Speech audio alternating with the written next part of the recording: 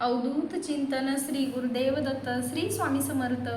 तुमचं सगळ्यांचं अगदी मनापासून स्वागत आहे माझ्या एका नवीन व्हिडिओमध्ये. तर मंडळी, आज आपण खूप माहितीपूर्ण व्हिडिओबद्दल बोलणार आहोत.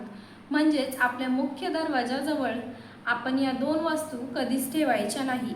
कारण वास्तुशास्त्रानुसार आपल्या घराची जी प्रगती असते ती मुख्य दरवाजापासूनच सुरू होते. कारण आपल्या घरामध्ये लक्ष्मीचा येण्याचा मार्ग म्हणजे आपला मुख्य दरवाजाच असतो. त्याच्यामुळं आपल्या मुख्य दरवाजाजवळ या दोन वस्तू अजिबात ठेवू नका.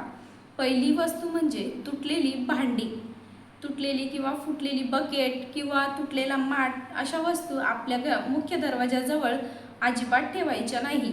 दुसरी गोष्ट म्हणजे तुटलेली चपला बुटं. बरेच लोक आपल्या दरवाजाजवळ चपला आणि बुटं ठेवतात, पण हे वास्तुशास्त्रानुसार चुकीचं आहे. म्हणून आपल्या दरवाजाजवळ तुटलेली चपला आणि बुटं अजिबात ठेवायची नाही.